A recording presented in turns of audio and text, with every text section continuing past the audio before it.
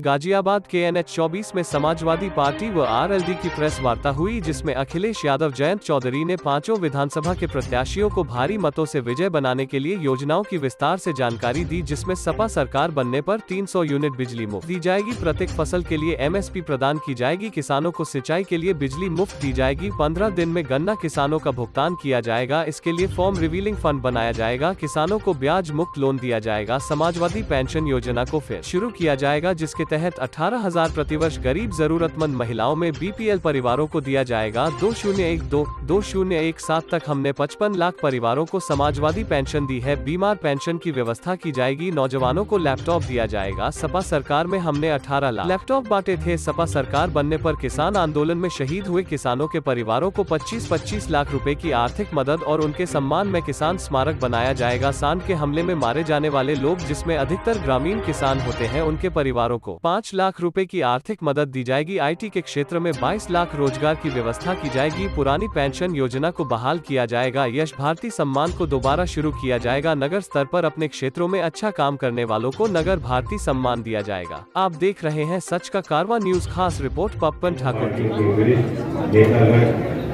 और उम्मीदवार जो गठबंधन का एक चेहरा है, जो इस क्षेत्र में बहुत उम्मीद के साथ मतदाताओं का अपनी बात पर खड़ा है और आपका आशीर्वाद है। 1 साल पहले यहीं से कुछ दूर गाजीपुर बॉर्डर पे जो कुछ भी किसानों ने देखा और सहन किया, वे उनका अपमान नहीं था। वे देश में, गांव में रहने वाले, खेत खलिहान में मेहनत करने हर एक किसान और मजदूर का अपमान। हमें उस अहंकार को चूम जाता और वो पीड़ा व दर्द आज भी मिलता है, उस बात को भूला नहीं। और उन क्षणों में जो भावुकता थी किसान नेताओं की, जो भावुकता थी स्वर्गीय चौधरी अजीत सिंह जी, और जिस तरह से उन्होंने किसान आंदोलन के प्रति न्याय की आवाज हो, तुम्हारी आवाज में बुलंद कर, उनके वो बोल हमारे देश के राजनीतिक इतिहास में, किसान आंदोलन के इतिहास में स्वर्ण अक्षरों से लिखे जाए। और इसलिए ये चुनाव, ये फैसला मतदाताओं को करना है। एक तरफ वो सरकार है जो किसानों को दबाना चाहती है, जहां कोई सुनवाई नहीं होती, जहां कोई वादा पूरा नहीं होता। युवाओं को तय करना है। एक तरफ वो लोग हैं जो आपको खरीदते हैं, लाठी चलाते हैं, नौकरी कोई लेना देना नहीं। हम नौकरी और विकास की भाषा बोलने वाले लोग, पढ़े लिखे लोग हैं, तरक्की चाहते हैं, तरक्की की भाषा बोलेंगे। और जैसा अखिलेश जी ने कहा, गाजियाबाद को इतना बड़ा अर्बन सेंटर है, यहाँ लोग रोजगार की उम्मीद लेकर आते हैं, अपने परिवारों के पालन पोषण के लिए भरपूर प्रयास करते हैं। यहाँ की जो आधारिक संरचना होनी चाहिए, जब हमारी विजय वाली सरकार बनेगी, तब गाजियाबाद की उम्मीदों पर हम लोग बहुत गंभीर रूप से काम करेंगे। योगी जी ने कहा कि गड्ढा मुक्त सड़कें गाजियाबाद के आप सबसे पॉश कॉलोनी में चले जाएंगे, मेन रोड पे चले जाएंगे तो आपको गड्ढे मिलेंगे। गड्ढे मिलेंगे, आपकी गाड़ी की पूरी जो है क्वालिटी कंट्रोल टेस्ट 100 मीटर की यात्रा में हो जाता है। मैं आप सबके माध्यम से प्रार्थना करता हूं कि इन्हीं बातों को लेकर आप लोग हमारे पक्ष में मतदान करें। समाजवादी पार्टी और राष्ट्रीय लोकदल के सभी उम्मीदवार आपके सामने हैं और फिर मौका दें अखिलेश जी को कि बड़ी पेंशन बहाल हो। समाजवादी पार्टी और RLD ने और गठबंधन और समाजवादी पार्टी ने माना है कि सरकार बनने पर पुरानी पेंशन बहाल होगी। उसी कड़ी में समाजवादी कैंटीन एवं किराना स्टोर स्थापित किए जाएंगे, जहां गरीब श्रमिकों, राजगीरों, बेघरों को सब्सिडाइज दरों पर राशन एवं अन्य जरूरी वस्तुएं मिल सकेंगी। और ये बात मैं इसलिए कह रहा हूँ कि डॉक्टर राम मनोहर लोहिया ने एक सिद्धांत दिया जिसमें मजदूरों को खाना उपलब्ध कराया था। इस बार समाजवादी कैंटीन होगी। इस कैंटीन में 10 रुपए में समाजवादी थाली उपलब्ध होगी और पौष्टिक आहार होगा। इसके साथ साथ क्योंकि शहर में बड़े पैमाने पर लोग आते हैं काम के लिए, रोजगार के लिए, इसलिए समाजवादी पार्टी ये मानती है कि जिस तरीके से मनरेगा करने के हिसाब से जो पढ़ाई हो, जिसमें ट्रेनिंग उपलब्ध हो और नौकरी रोजगार मिल सके, उस दिशा में काम करेंगे। मैं सोचता हूँ जैन जी से आप एक मिनट, एक चुनावी व्यवस्था को लेकर मैं कहना चाहता हूँ। नियम ये है कि मतदान के तारीख से पहले घर घर ये जो फॉर्म उनको मिल जाना चाहिए। अगर नहीं दिया जा रहा तो ऑनलाइन वो उसको ले सकते हैं। तीसरी बात यह है कि चुनाव आयोग का नियम कहता है कि जब मतदान हो जाता है तो गिनती होती है, सबसे पहले पोस्टल बैलेट की वोट गिनी जानी है। तो सभी उम्मीदवारों को, चुनाव आयोग के सभी ऑब्जर्वर्स को मैं कहना चाहता हूँ कि सख्ती से, क्योंकि हमारा अनुभव है कि पिछली बार जो गिनती हुई उसमें ऐसा नहीं हुआ। कोई बहानेबाजी नहीं चलेगी, नियम का सख्त अनुपालन होना चाहिए सभी ऑब्जर्वर से, और हमारे दोनों दल के जिलाध्यक्षों से मैं उम्मीद करता हूँ कि सख्ती से इसका पालन किया है। और ये शायद हमारी सरकार के लिए और सभी सरकारों के लिए सबसे बड़ा सवाल और चुनौती। सबसे पहले तो कोई बात का ही जाता है, सरकार से कुछ मांग होती है, सामाजिक जन आंदोलन होते हैं, तो हमारी सरकार उन लोगों के साथ ऐसे क्रूरता के साथ व्यवहार नहीं करती। पुलिस की लाठी, पुलिस की वर्दी जनता को सुरक्षित रखने के लिए है, ना कि राजधानी में शिक्षक आते हैं, युवा आते हैं, भर्ती को लेकर कुछ सवाल करता है तो उनको लाठी चलेगा। खत्म करना चाहते हैं, एक बार फिर वही भाईचारा की पॉलिटिक्स करना चाहते हैं कि हम सब एक हैं, जो गंगा जमुनी तहजीब उसको बढ़ा करके खुशहाली के रास्ते पर ले जाना चाहते हैं। गाजियाबाद शहर बड़ा है, हमारे तमाम लोग बैठे हैं, कारखाने हैं, उद्योग हैं। मैं ये भरोसा दिला सकता हूँ कि जो चल रहे उद्योग और कारखाने हैं उनको जो मदद कर सकते हैं सरकारी कानून में वो मदद की जाएगी।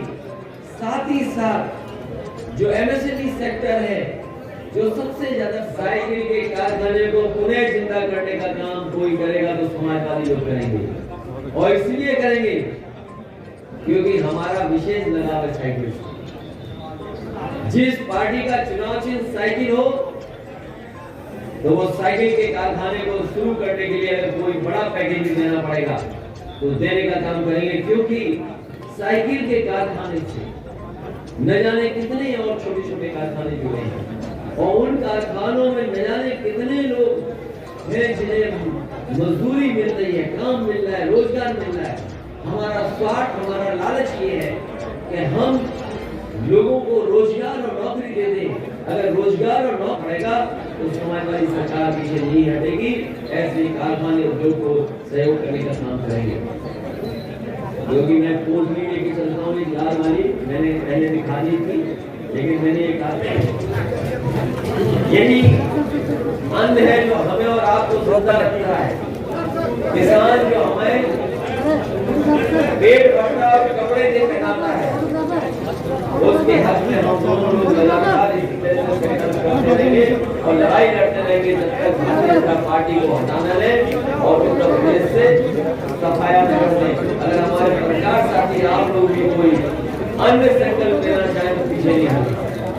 आप लोग के हमारे साथ किसानों की लड़ाई लड़ने के लिए आगे आए। और मैं कहता हूँ इस गाजीपुर बॉर्डर से और उस गाजीपुर बॉर्डर तक भारतीय जनता पार्टी का सफाया होगा। इसीलिए ये दोनों गठबंधन के लोग ऐतिहासिक जीत हासिल करने जा रहे हैं।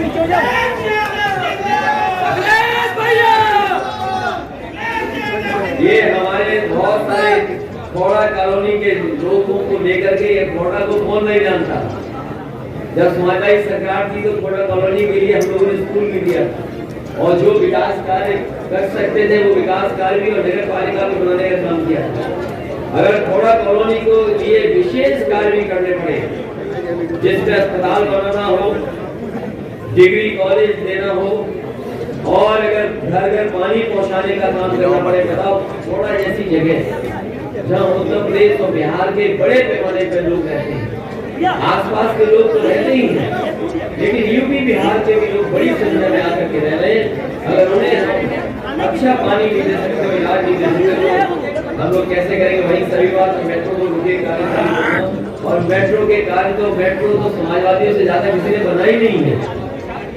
आप में से होंगे वही तस्वीर आ गई होगी तो आ गई होगी। तो उस समय भी मेट्रो का काम अगर किसी ने शुरू किया तो नेताजी ने शुरू किया, नेताजी उस समय मुख्यमंत्री थे। तो मेट्रो का काम हो और शहर की जो सुविधाएं है कि ट्रैफिक ठीक तरीके से चले, पर्यावरण को लेकर के बहुत चिंतित लोग रहते हैं और कूड़े से लेकर के तमाम गंदगी को लेकर के, और कम से कम साफ सुथरे इलाके ऐसे हों जहां पर लोग निकल करके घूम सके और कम से कम गाजियाबाद दिल्ली को टक्कर दे अपनी सफाई में और दिल्ली को दिखाए कि हाँ गाजियाबाद में भी ऐसे बड़े बड़े काम हो सकते हैं। समाजवादी सरकार बनेगी तो अगर शहर को अच्छा बनाने के लिए, साफ सुथरा बनाने के लिए अगर कोई विशेष कार्य करना पड़ेगा तो किया जाएगा। वहीं मोदी नगर में, क्योंकि बड़ी पैमाने पर वहाँ मजदूर किसान इलाज के लिए आते हैं, अगर अस्पताल के साथ साथ विशेष ट्रॉमा सेंटर भी देना पड़ेगा तो समाजवादी सरकार और आरएनडी मिलकर के दोनों ट्रॉमा सेंटर देने का काम करेंगे। साहिबाबाद में भी इलाज की सुविधा देगी, क्योंकि इधर जब से कोरोना आया है लोगों ने महसूस किया है कि इलाज कितनी जरूरी है और इलाज वो भी सरकारी व्यवस्था अच्छी हो, क्योंकि प्राइवेट में लोगों के साथ कई बार बहुत ज्यादा इलाज का खर्चा हो जाता है। इस कोरोना के समय पर लोगों ने अपने अकाउंट के पैसे निकाल दिए। मुझे याद है एक अखबार का मैंने खबर पढ़ी थी, 1 महीने के अंदर कानपुर जैसे शहर में कई 100 करोड़ लोगों ने अपने सेविंग से पैसा निकाला। और अगर हमारे पत्रकार साथी यहाँ का आंकड़ा निकालेंगे या गाजियाबाद का आंकड़ा अगर निकालेंगे, कोरोना के समय पर लोगों ने सेविंग से कितना पैसा निकाला होगा तो कम से कम 2 या 3 महीने में 1000 करोड़ से ज्यादा पैसा निकाला होगा। तो सोचो, सेविंग का पैसा लोगों ने निकाल करके अपने परिवार के लोगों का इलाज और मदद करने का काम किया था। उस समय जब सबसे ज्यादा सरकार की जरूरत थी तब सरकार ने गरीबों को, आम लोगों को अनाज छोड़ने का किसी ने काम किया था तो भारतीय जनता पार्टी ने। इसलिए मैं इस मौके पर समाजवादी पार्टी और आरएलडी के जितने भी प्रत्याशी हैं उनके पक्ष में मैं आपके माध्यम से निवेदन और अपील करने आया हूँ कि गाजियाबाद और आसपास की जनता इन सभी साथियों की मदद करे। जो लोग हमारे साथ बैठे हैं वो तो है ही, धौलाना से असलम चौधरी जो समाजवादी पार्टी और आरएलडी के प्रत्याशी हैं, मोदी नगर से पंडित सुदेश शर्मा आरएलडी और समाजवादी पार्टी के गठबंधन के प्रत्याशी हैं, गाजियाबाद में समाजवादी पार्टी और आरएलडी के विशाल वर्मा जी प्रत्याशी हैं, साहिबाबाद से पंडित अमरपाल शर्मा जी समाजवादी पार्टी और आरएलडी में, मदन भैया आरएलडी और समाजवादी पार्टी के गठबंधन के प्रत्याशी हैं। मुझे उम्मीद है कि आपके माध्यम से आप सब जागरूक लोग हैं। जैसे ही समाजवादी पार्टी ने पुरानी पेंशन को बहाल करने के लिए कहा, आप सोचो मुख्यमंत्री जी को क्या याद आया? अब्बा जान। तो भारतीय जनता पार्टी, आप टीवी पे प्रचार देखते हैं, हम लोग देख रहे थे प्रचार, और प्रचार को देख लेते खाने वाला उनको लैपटॉप मिला था, गरीब महिलाएं थी उन्हें समाजवादी पेंशन से जुड़ा था, और विशेष गर्भवती महिलाएं और महिलाओं को अस्पताल तक पहुंचाने के लिए एम्बुलेंस चलाई गई थी, उनके स्वास्थ्य के लिए, उनकी शिक्षा को लेकर के आने वाले समय में अपनी माताएं बहनों के लिए बेटी बहन और माँ तीनों की एक निशान वर्मा जी को दे दी। इस बार उत्तर प्रदेश के चुनाव में जहाँ आप गठबंधन देख रहे हैं, किसानों का गठबंधन, पुराने किसानों के नेताओं का गठबंधन देख रहे हैं, वही आप देखेंगे समाजवादियों के साथ अम्बेडकर का चरण और उससे पहले के चुनाव की महत्वपूर्ण सवाल उठाया है। अक्सर सरकारें ये कहती हैं कि उन किसानों का समय पर भुगतान होगा। मैं अपने पत्रकार साथी के सवाल के माध्यम से और आपके सहयोग से पूरे के पूरे किसानों को मैं भरोसा दिलाता हूं कि अलग से अगर फार्मर्स फंड भी बनाना पड़ा, फार्मर्स कॉर्पस फंड बनाना पड़ा, फार्मर्स रिवॉल्विंग फंड बनाना पड़ा, तो अलग से फंड बना करके किसानों को चीनी मिलों के सामने धरना प्रदर्शन नहीं करना पड़ेगा। 15 दिन के अंदर उनका गन्ने का भुगतान कराया जाएगा। और उसका उदाहरण ये है, क्योंकि पहले भी एक बार जब सोचिए, आप सबके अकाउंट हैं, आप सब लोग बैंक में आते होंगे, आप सोचिए कितना फिक्स डिपॉजिट पे इंटरेस्ट था, आज क्या पहुंच गया। जब लागत बढ़ जाएगी, लागत बढ़ेगी और कमाई नहीं होगी। अगर कमाई आधी हो जाए और महंगाई दोगुनी हो जाए तो बताओ किसान कैसे खुशहाल होगा। इसलिए किसान इस बार महंगाई के खिलाफ खड़ा है और अपनी कमाई को बढ़ाने के लिए 22 लाख नौजवानों को क्वालिटी और अच्छे रोजगार उपलब्ध कराने का काम करेंगे।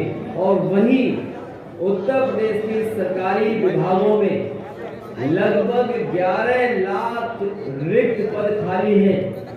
समाजवादी सरकार और आरएलडी के गठबंधन और हमारे बहुत सारे सहयोगी दलों के साथ जो सरकार बनेगी, सबसे पहले सरकारी रिक्त पदों को भरा जाएगा।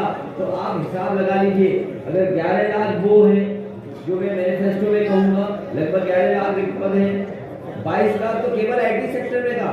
और अगर आईटी सेक्टर को ध्यान से देखा जाए, मैं जब आ रहा था सड़क से तो मैं देख रहा था महिंद्रा टेक की एक बिल्डिंग दिखाई दे रही है। उत्तर प्रदेश की जो ये कानून व्यवस्था को सबसे बेहतरीन व्यवस्था दी गई 100 नंबर, जो अब डायल 100 हो गया, इसका जो टेक्नोलॉजी का पार्ट है, जो इसके अंदर सॉफ्टवेयर टेक्नोलॉजी जो इंट्रोड्यूस हुई है, वो महिंद्रा टेक पार्टनर है इसका। शायद आप में से लोग नहीं जानते होंगे या जिन्होंने फॉलो की होगी वो जानते होंगे। ये बीजेपी वालों ने महिंद्रा टेक वालों को भी परेशान किया था और ये परेशान किया कि इन्होंने अच्छी व्यवस्था क्यों दे दी। आप जाकर के उनके अधिकारियों से पता करना। ऐसी एक्सप्रेस वे बनाए जाएंगे जिससे यहाँ के लोगों को लखनऊ या कहीं भी जाना हो तो 5-6 घंटे में आराम से पहुंचे। बताऊं उत्तर प्रदेश की जनता को कि कोई भी दंगा नहीं हो पाएगा और किसी तरीके से कोई कानून से खिलवाड़ करेगा तो उसके खिलाफ सकते हैं, क्योंकि समाजवादी सरकार में बिजली के कारखाने लगे, भाजपा ने अभी तक एक भी कारखाना नहीं लगाया। बीजेपी 2016 का कैंडिडेट हूं, अब तक ज्वाइनिंग नहीं मिली है। अब ये चीज ज्वाइनिंग नहीं मिली अब तक 6 साल हो गए। योगी जी कुछ जानते नहीं है।